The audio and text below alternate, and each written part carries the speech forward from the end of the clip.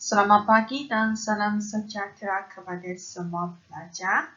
Selamat datang ke kelas Bahasa Melayu Cikgu Q.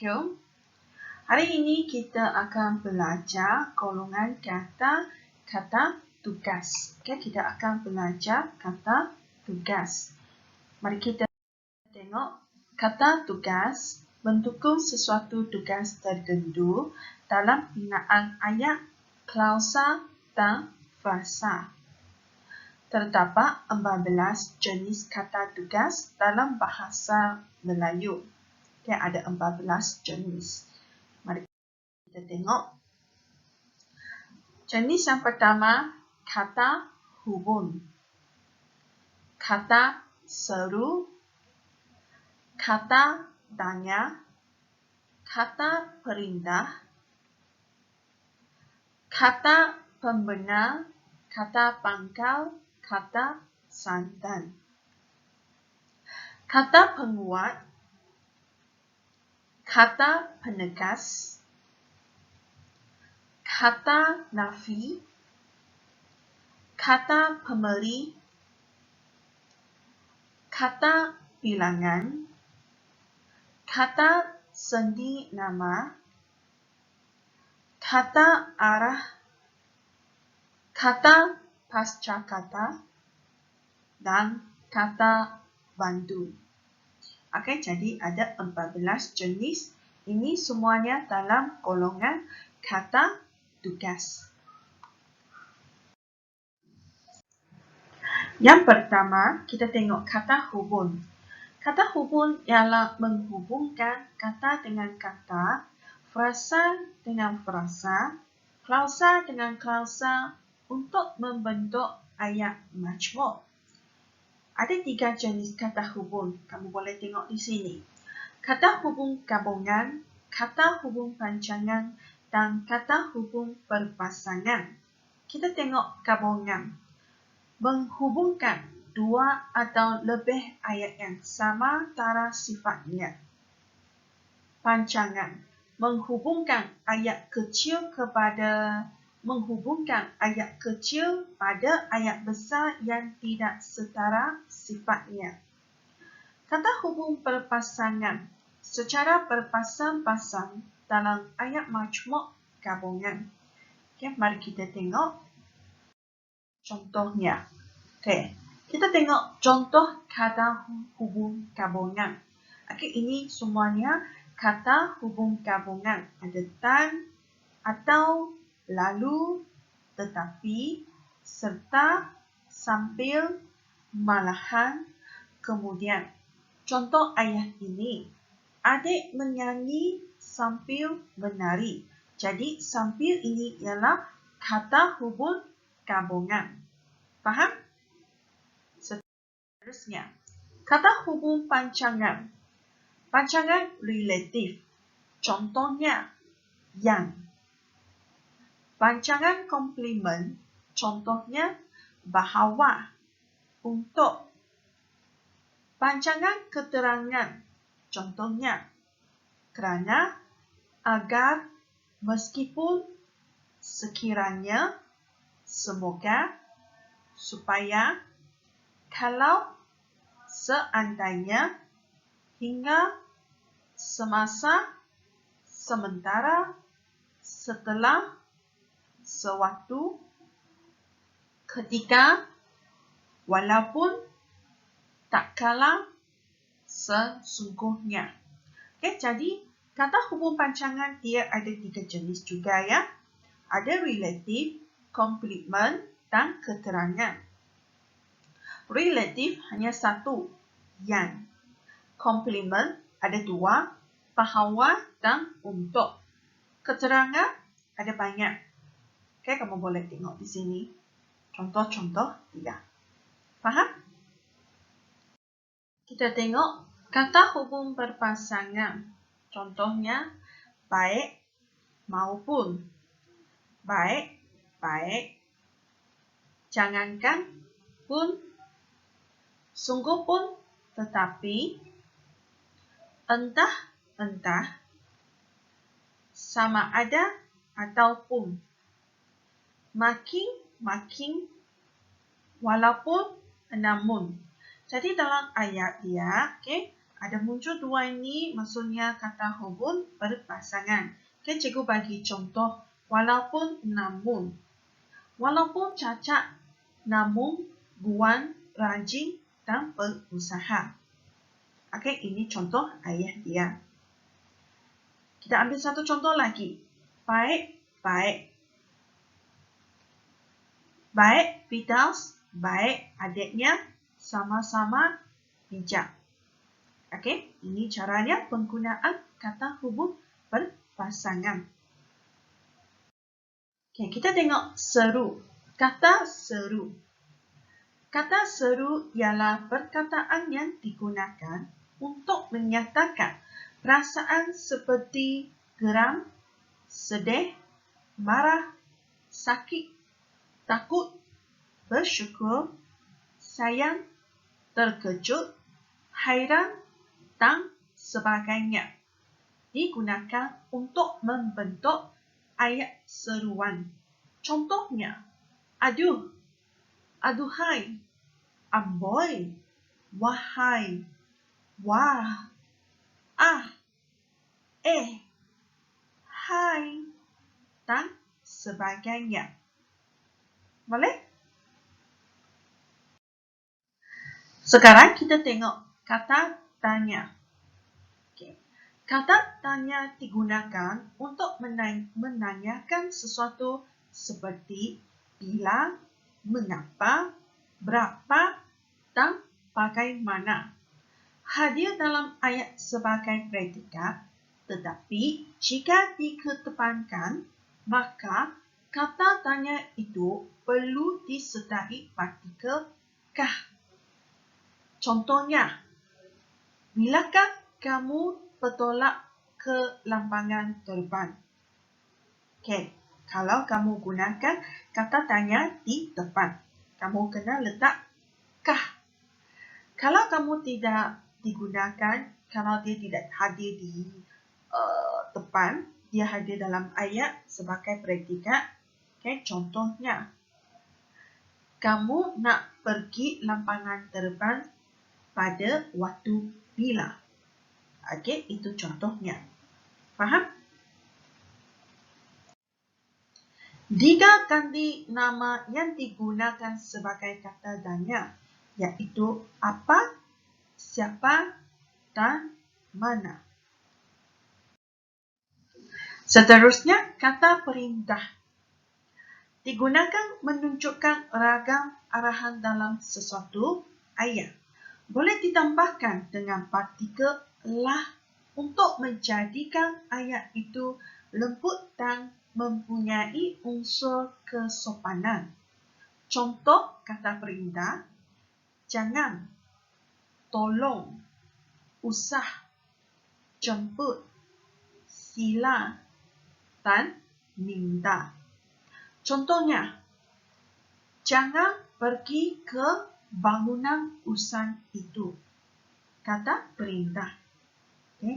Contoh lagi, silalah masuk ke rumah saya. Ini kalau kamu tambahlah, dia menunjukkan kesopanan. Boleh? Seterusnya, tengok. Kata pembenar, kata pangkal ayat, kata sandan. Kata pembenar mengiyakan sesuatu. Guna dalam bentuk dialog, contohnya, ya, benar, betul.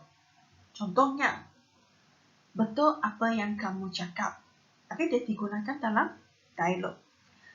Kata pangkal ayat hadir di hadapan ayat, berfungsi penghubung ayat. Contohnya, maka, adapun, hatta, syahadan. Boleh? Kita tengok kata sandan. Menentukan makna dalam sesuatu ayat tidak dapat berdiri sendiri. Contohnya, nye, si, san, yan. Boleh? Jadi ini dia. Ketiga-tiga ni kata pembenar, kata pangkal ayat dan kata sandan. Kita tengok Kata bantu. Kata bantu membantu menimbulkan makna tambahan dari aspek waktu dan jenis. Ada dua jenis, kata bantu aspek dan kata bantu ragam. Kata bantu aspek, perkataan menunjukkan keadaan masa sesuatu perbuatan atau masa. Contoh, akan, sudah, sedang, pernah dan masih. Kata bantu aspek hadir bersama dalam satu ayat. Belum pernah, masih belum. Okey, jadi dua ini kata bantu aspek dia boleh hadir bersama. Jadikan satu maksud dia. Boleh? Kita tengok kata bantu ragam. Perkataan menerangkan keadaan atau perasaan pelaku yang berkaitan dengan perbuatan. Contohnya, harus, boleh, mahu, lazim dan dapat. Okey, jadi ini dia kata bantu ragam. Baiklah, sekarang kita tengok kata penguat. Kata penguat. Kata penguat ialah perkataan yang terletak sebelum atau selepas kata adjektif bagi menguatkan maksud kata adjektif. 3 jenis, hadapan, belakang, bebas. Contohnya, okey, kamu boleh nampak di sini. Kata penguat hadapan, paling, terlalu, begitu, cukup, agak. Kata penguat belakang, sekali, benar, nian. Kata penguat bebas, sangat, amat, sungguh. Dan yang ini kamu boleh tambah dengan sekali. Sangat, comel, sekali. Amat, tinggi, sekali. Boleh? Seterusnya, kita tengok kata penegas.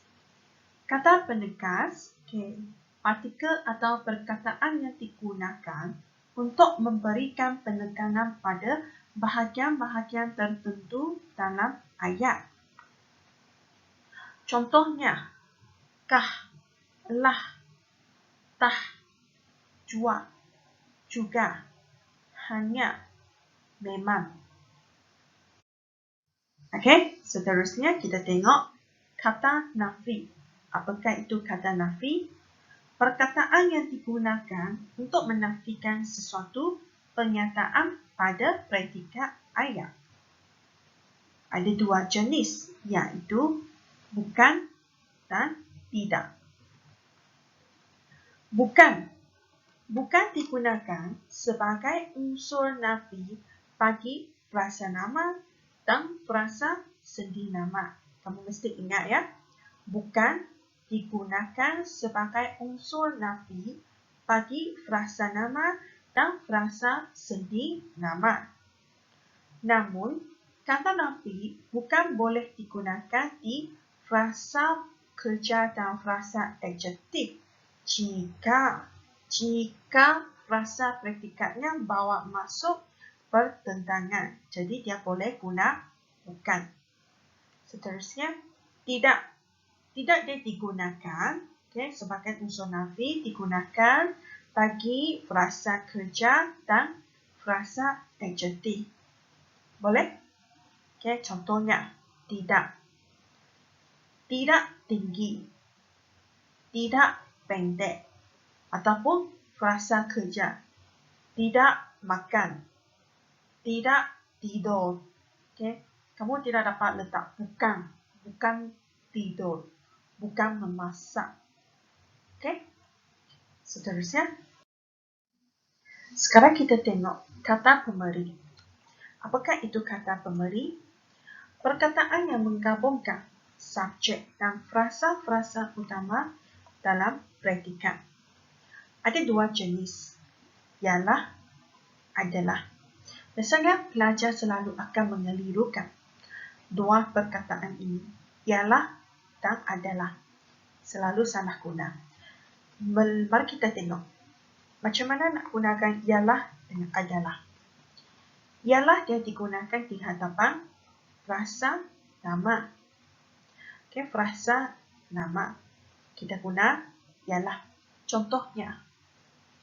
Sekolah saya ialah College Vocational Miri. College Vocational Miri itu ialah frasa nama. Jadi kita gunakan ialah. Boleh? Adalah digunakan di hadapan frasa adjektif dan frasa sendi nama. Okay. Contohnya, adalah besar. Beg itu adalah besar. Okay. Kalau kamu cakap nak gunakan frasa sendi nama. Okay.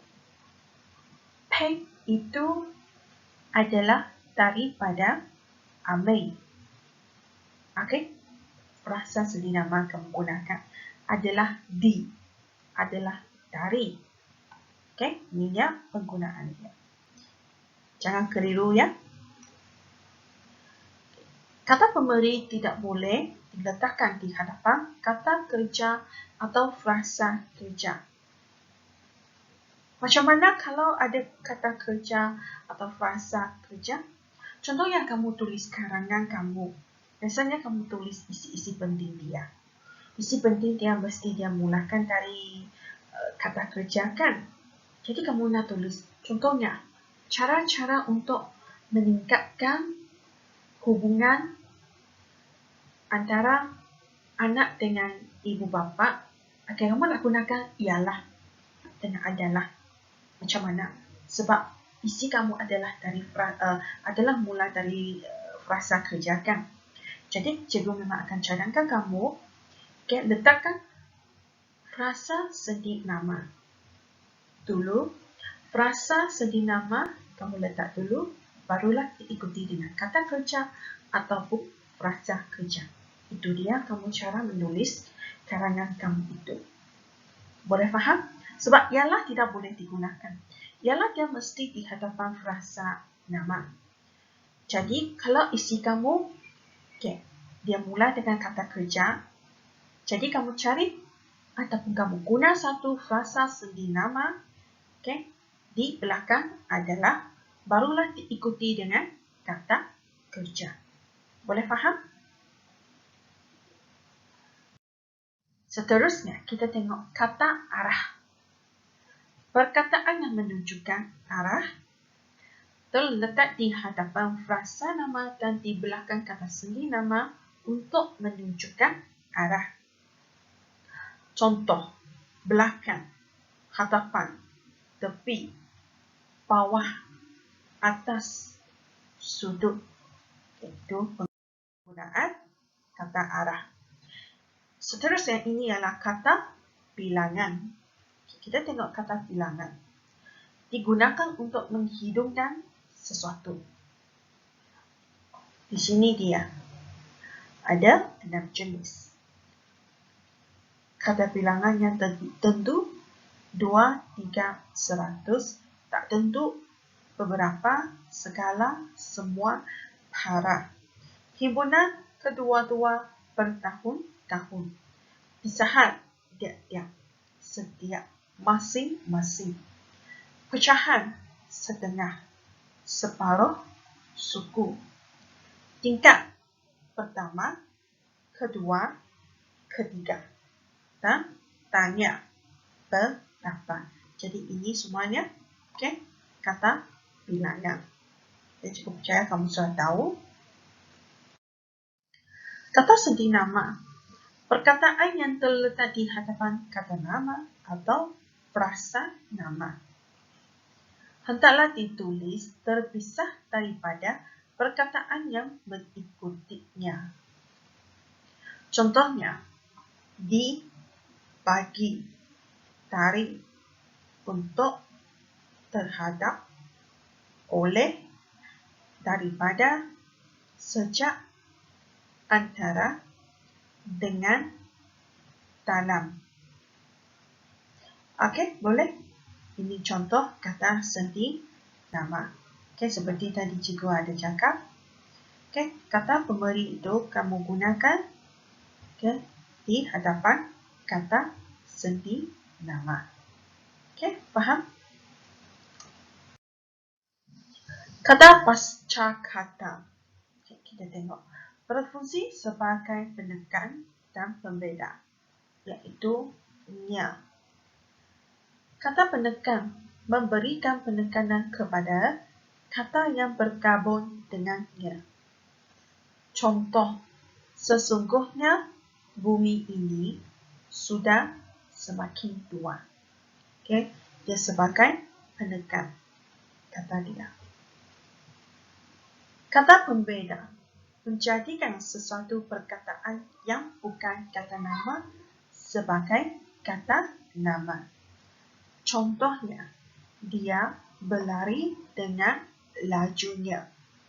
Okey? Dia berfungsi sebagai pembeda. Dia berlari dengan lajunya. Baiklah, tadi semua kata-kata yang cikgu telah terangkan adalah golongan kata tugas. Cikgu harap kamu semua orang boleh faham dengan apa yang telah cikgu ajarkan. Boleh? Jadi kelas kita pada hari ini sampai setakat ini sahaja. Sekian terima kasih atas penontonan kamu dan kita akan berjumpa pada kelas yang seterusnya. Terima kasih. Bye.